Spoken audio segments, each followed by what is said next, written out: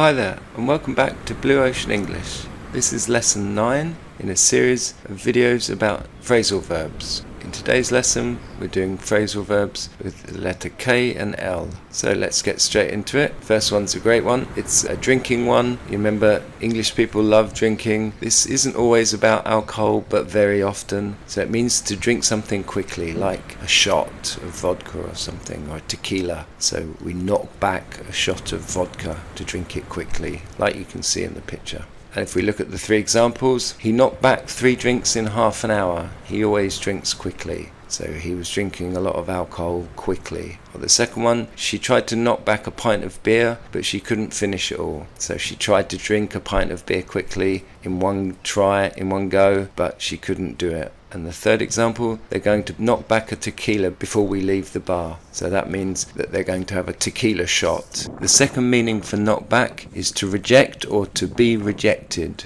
So if we look at the 3 examples, I was knocked back from my promotion. They gave the job to my colleague. So I was rejected. I didn't get the job. And the second example, he applied for a place at Oxford University, but he was knocked back.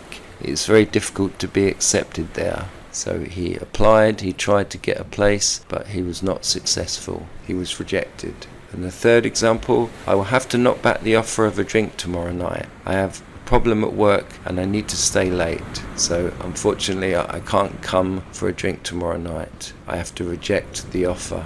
The next phrasal verb for today is line up. So line up, line is like a queue. So it's a phrasal verb to become part of a queue, to join a queue. Or it means to put things in order or in a sequence, like in a queue, to arrange things. So if we look at the first example, at school in the mornings, all the children line up before going into the building. So the children form a queue, they make a line, and then they go into the class. And the second example, I was able to line up an interview with a large company for next week. I hope I get offered a job. So I was able to arrange, to organize an interview next week. And the third example, you will have to line up a new supplier when our existing one closes next year. So here we're saying you have to arrange or organize a new supplier next year. And the last phrasal verb for today is live through. So if you live through something, you experience it in your life. And we often use it to talk about a difficult period in your life. So if we look at the 3 examples, he lived through the Second World War. He didn't like to talk about it much though. So he experienced the Second World War. And the second example, I wouldn't like to live through that experience again. I prefer a quiet life. So they had a bad experience and they don't want to repeat it. They don't want to live through that experience again. And the third example, she has lived through a lot of changes in the world. It was a very different place when she was a child. So we're saying here that she has experienced many things, many changes in the world since she was young. So that's all 4 phrasal verbs for today. Now we're going to change and go to the Van Gogh Cafe so I can show you in a cafe, real world situation how you can use these phrasal verbs and make them part of your vocabulary so that you can use them in your world. Welcome back to my copy of the Van Gogh Cafe in France. Now I'll show you how to use all these phrasal verbs using the things that you can see in your life, in your real world, to create phrases, examples of these phrases, and practice using them. So let's get started. The first phrasal verb we saw was mix up. So this is to confuse or to blend things together. So I could say the waiter never mixes up your order. So he never confuses your order with someone else's. He never makes that mistake. Or I can say the man over there in a black suit is the judge. The woman in red is a singer. Don't mix them up. The man is not a singer and the woman is not a judge. The second phrasal verb was move in. Move in is to change where you live and move to a new house, a new apartment. So the shop over the road has got a new owner. They are moving in next week. So they will change the shop and make it something new and different.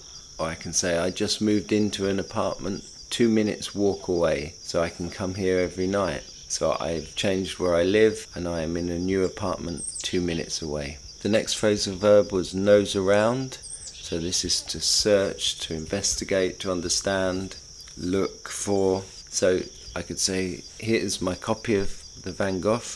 See if you can nose around and see the only difference. There's one difference between my copy and the real Van Gogh. See if you can nose around and find what that difference is. So see if you can look, search for the difference. I could say, while I'm at the cafe, I'm going to use my phone on Google and nose around online to see if I can find some new shoes. So I'm going to search, look for some new shoes. And the last phrasal verb we saw today was note down. So I could say, I'm going to ask the waiter what the recipe for my favourite cocktail is, and I will note it down so I can make it at home. I will write it down. Or the waiter is going to note down my phone number. He's going to call me because he wants English lessons. So he's going to write down my phone number and give me a call about English lessons. So that's all the phrasal verbs for today. I hope you enjoyed the lesson, and now see if you can find time to go outside, go for a walk, look around your world, find ways to use these phrases, practice them in your world, and they can become part of your vocabulary when you speak English. Thanks for watching, and I'll see you again soon. Here we are, just another typical English summer day. Just before I go, it's just me doing everything here at Blue Ocean English. So if you like what I'm doing and you want to see more, please don't forget to leave a comment. Maybe you have an idea for a video or a nice background picture that you'd like to see, or share this video with a friend. The best way for you to say thank you is to hit the like and subscribe buttons, and check out my merchandise, all the nice things you can buy, t-shirts, hats. You can also check out our great books on Amazon. There's 3 phrasal verb books, An Ocean of English Phrasal Verbs, each book with 200 examples, a lovely picture, and 3 clear examples of how we use each phrase. And then 3 books for idioms. They're called An Ocean of English Idioms. Also 3 books with 600 idioms, 200 in each book, all with a picture and 3 clear examples of how we use each idiom. Thank you very much for watching, and wherever you are, try to feel English today.